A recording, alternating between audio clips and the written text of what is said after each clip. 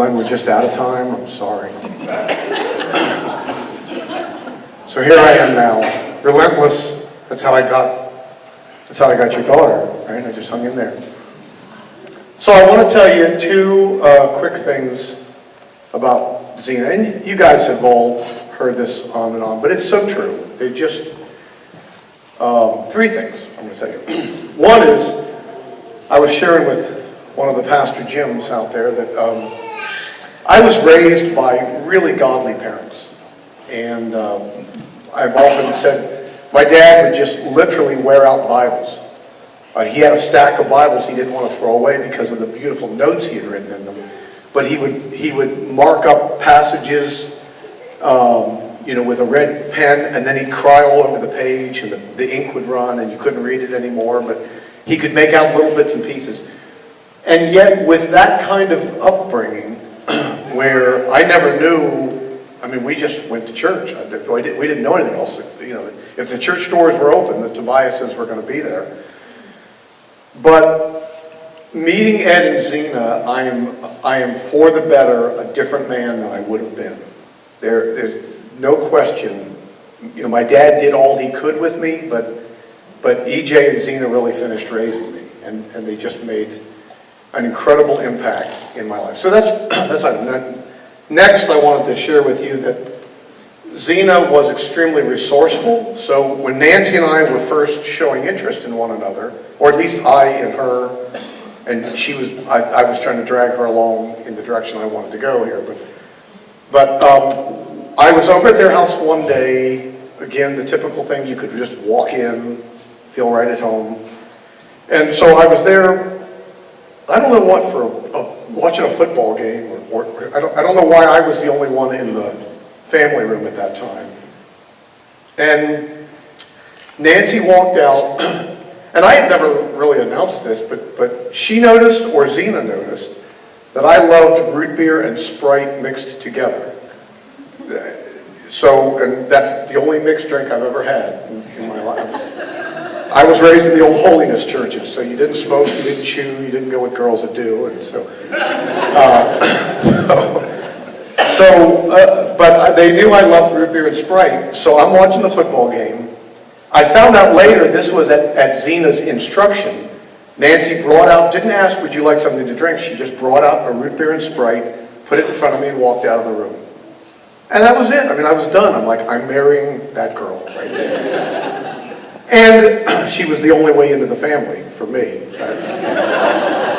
If I wanted to be part of it, but I would have. If she had had 6 sisters, I would have been. And the final thing I wanted to share is I feel a particular sense of privilege because I truly am their favorite son-in-law. At times, I have been the least favorite son-in-law. But that illustrates the point that I have had conversations with Zena unique to everybody else in the world. I've had conversations with Zena that things she's told me because I'm the only man who was ever married to her only daughter. And so she and I had some very wonderful conversations, some of them terrifying, some of them exciting, but in so many ways, and in that way also, she held such a special place for me because just really a unique and wonderful woman, so vibrant and so full of life. It's really hard to describe. And I'm not usually at a loss for words, but there aren't words for Zena. And we want to thank everyone once again. Those of you that have traveled far, traveled near, thank you for coming and celebrating this time with us.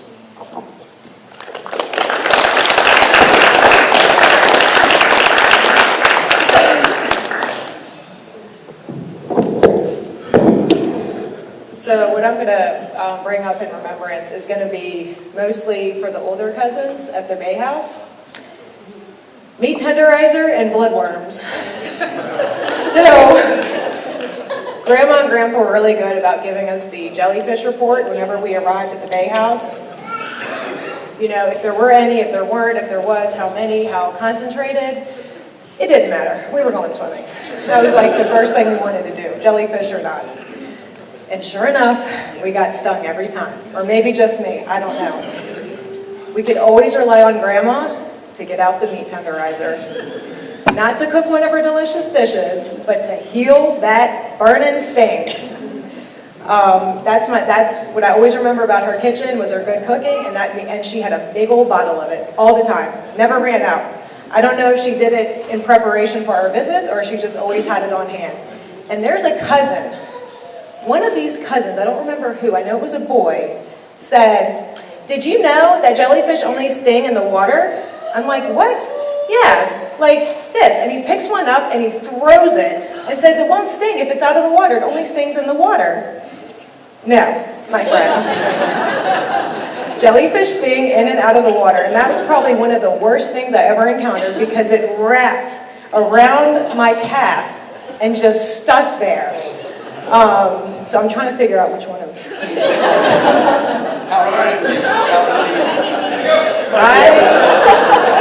I don't remember my age. I know you know the back. And then Grandma shared her secret fishing. That woman, she could fish. She said, "You got to have two things. You got to have your fishing spot and don't let anyone take it. Don't let anyone ever take it." The one back in shoes. Yep. The second thing is bloodworms. You can catch them all in bloodworms. And she was so eager to help teach us and learn from her. Bloodworms are the most terrifying creatures on this earth. She gladly gave a demonstration, and it just entailed this creature that opened up and something else popped out, blood squirts everywhere, and she just jams it on the hook, throws it out there. To this day, I do not touch bloodworms, but she could catch fish. So for all my cousins that have any recollection of that, you have to remember that, people leave us, but the one thing that never ever dies is love and memories.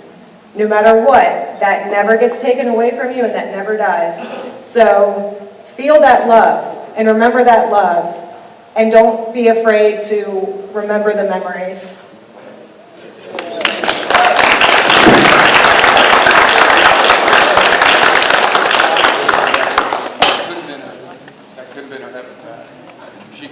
I got a bit of a mystery.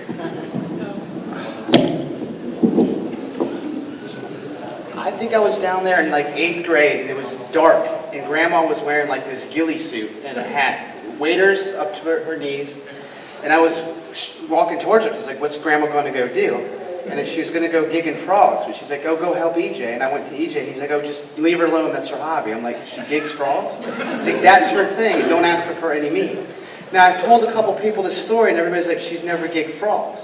So was the joke on me, or do I know something no one knows? Nothing? I'm telling you, he was pulling your leg. I tell you. Pulled your leg. And then one time I'm at Las the end. Vegas odds if you want to pull it. I'm at the end of the dock at the Bay House, and crabs, they got two claws. Well, one gets in my toe, and one gets in my hand, and I'm cussing like a sailor. So I jump in, because the only way to get the crab off is you have to get in the water so he lets you go. But when I jump in, I don't have many options, and I get stung like jellyfish, so I'm still cussing back out. I get back, and Grandma's already got the mixture ready for me. She says, "What were you doing out there?" I said, I got told her the story. I got the crab on me, and I jumped in. She said, "Anything else?" I'm like, "No." She said, "Didn't say anything you should have said?" I'm like, "No." She said, "Are you lying to me?" I'm like, "Yeah." She said, "I turned my hearing aid up. I heard everything you said." And then she poured the mixture on me, and I felt better. But I love her, and I think we all have a good memory we can share.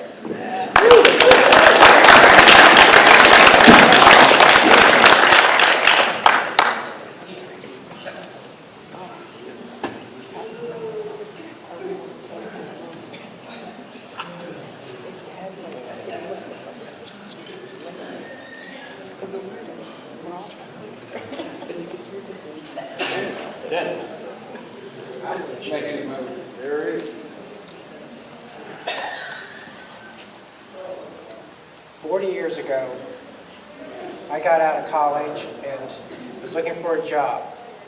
And I had two options. One's to go work with the government, and one's to become a painter for E.J. Smith Builders. And I'm going, I hate to paint. but I didn't want to work for the government. So I decided to go paint. And I learned how to paint. I learned the correct ways of doing things. And it was such an enlightening experience because he had all these professionals in there that I didn't know existed. I mean, like master carpenters. And the guy who taught me how to paint was Dave Goddard. And through that, I didn't want to paint, but I wanted to be a carpenter.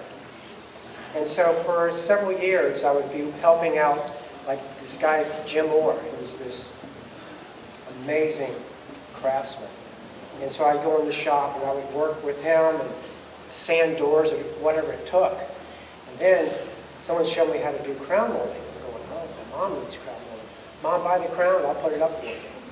And so in the process, I learned all kinds of things I wanted because I had this creative thing that I just wanted to build things.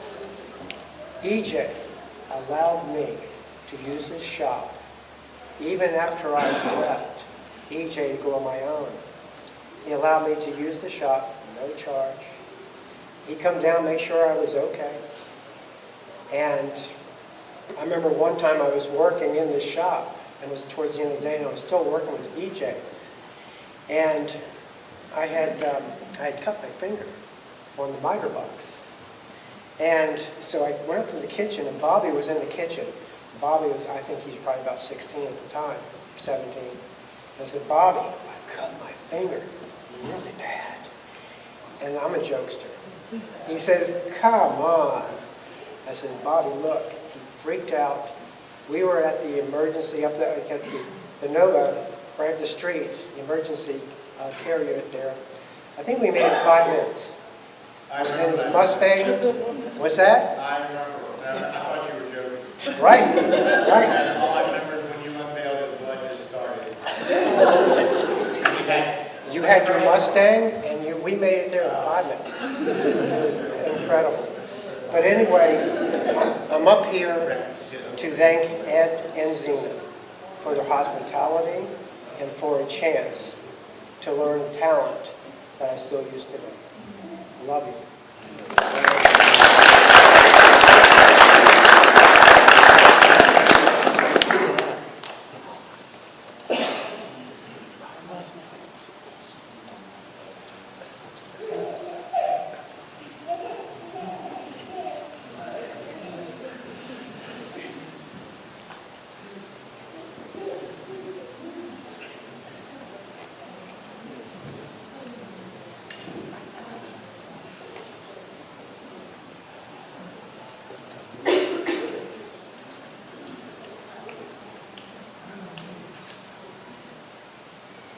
To your mom.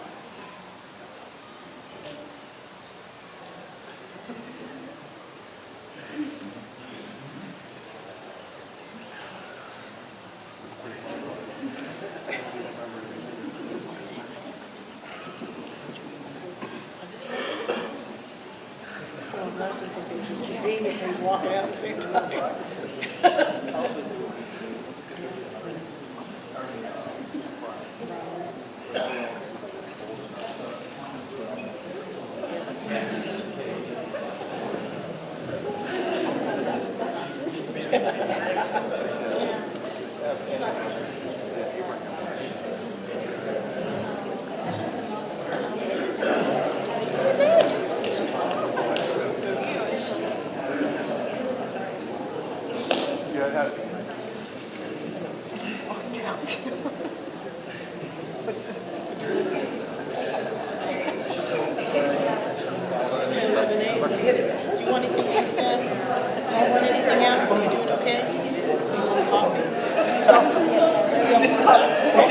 Did you do it? I think they have a big coffee pot out there.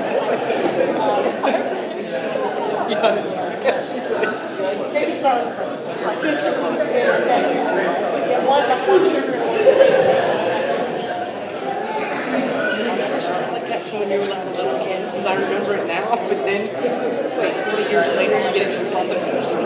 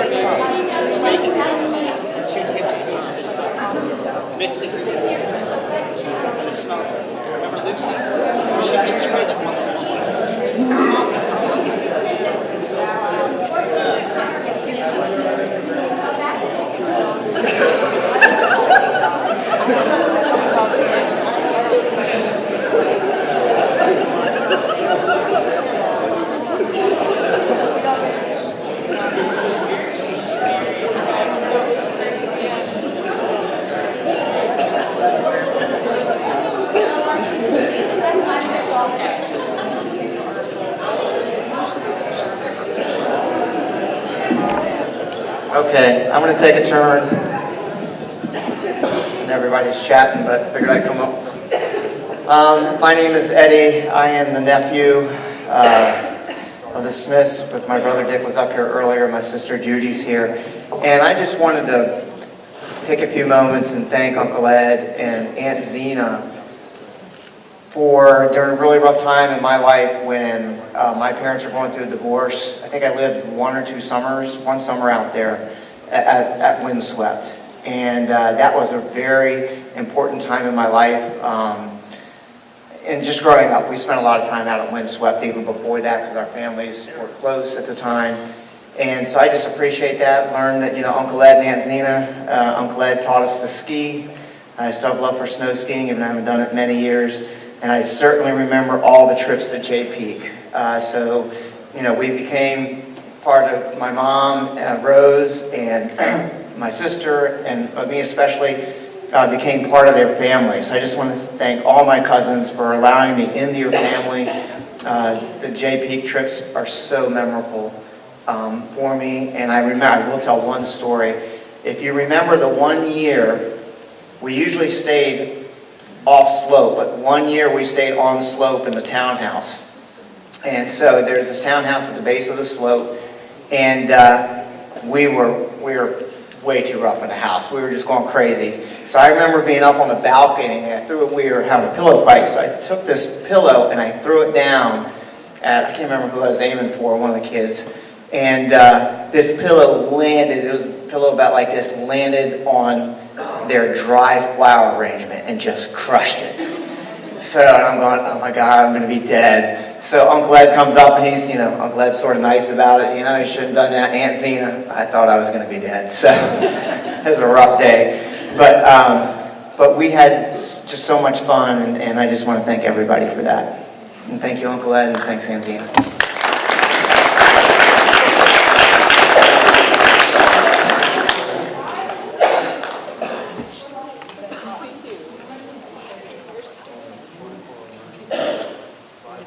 I'm not talking. I was looking for Gary.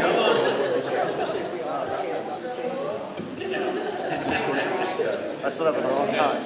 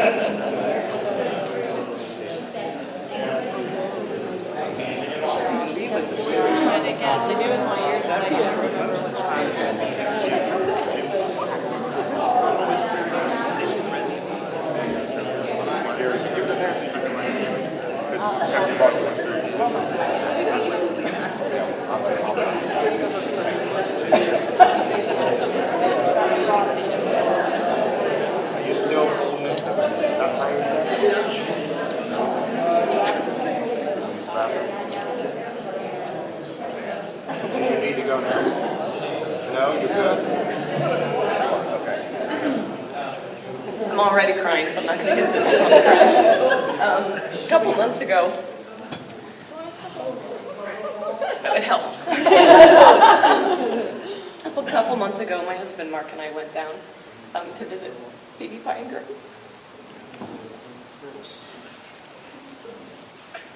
They haven't met Mark or Miles yet.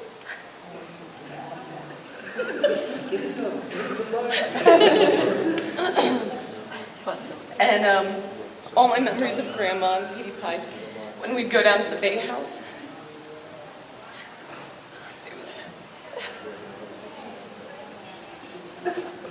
it wasn't because of the Bay House, but it was because Petey Pie and Grandma were there.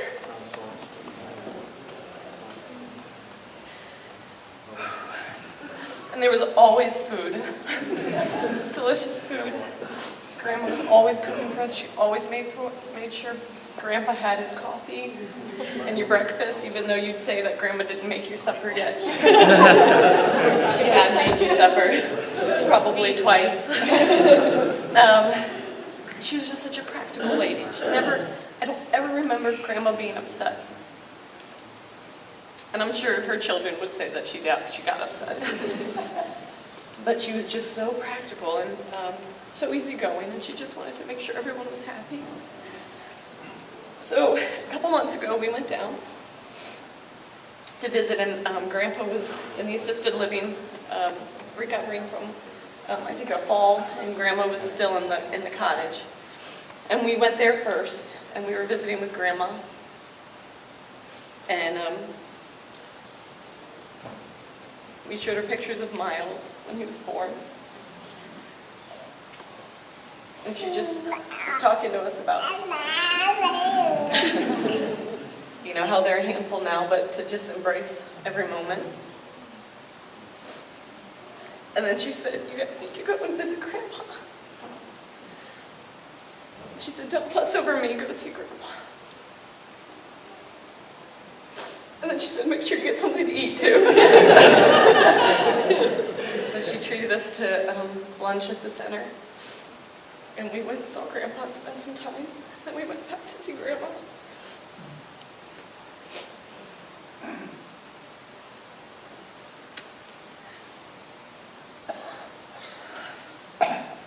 And those were my,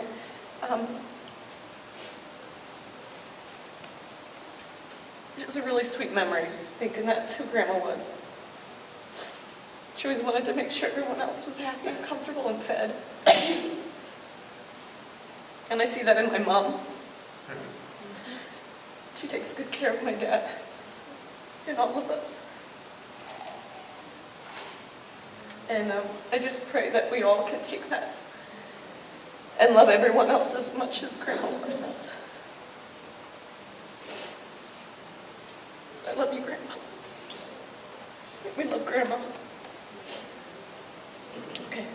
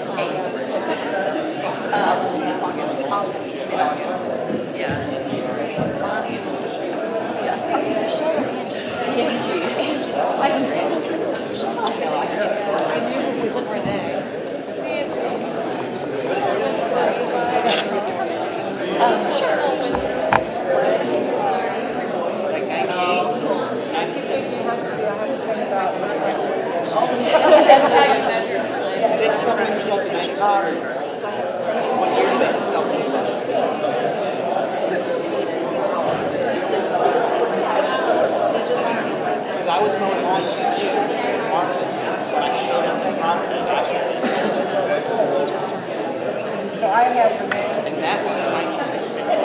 No. That was 94. One is 7. That was 94.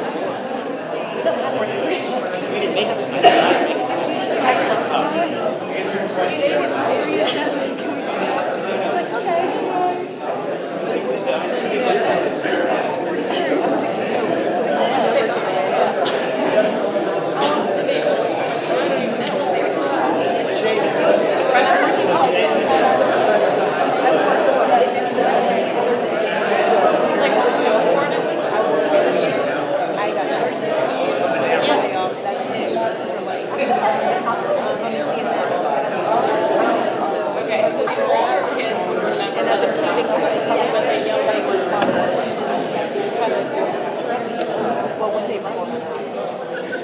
I don't know if this is going to work. I'm going to give it one shot. Aunt Rose had one more, Zena's sister Rose had one more thing to share. And she left me the message last night, because that's the only way I could get it conveyed with her voice. So I don't know if this is going to work, but we'll try. Okay, wait a minute, it's already too low.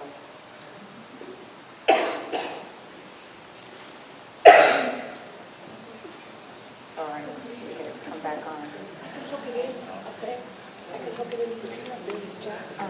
I just didn't turn the speaker on. It's not loud enough to do it up this. Okay. Rita and his family, I was telling Rita about the time that Uncle Joe and his brother-in-law sent Zena and I with a $1 bill all the way to a whole mile to go to the store to get a toilet paper stretcher. And there was another time Uncle Joe, Zena down at Woodland Beach, he was with Dominic, and he just pushed both Zena and I off the pier at Woodland Beach. He said swim, but it seems like Uncle Joe always had something up his sleeve. So I hope things are going well on. I love you all, and give my love to everybody. Thank you. Bye. And those Italians who listen Thank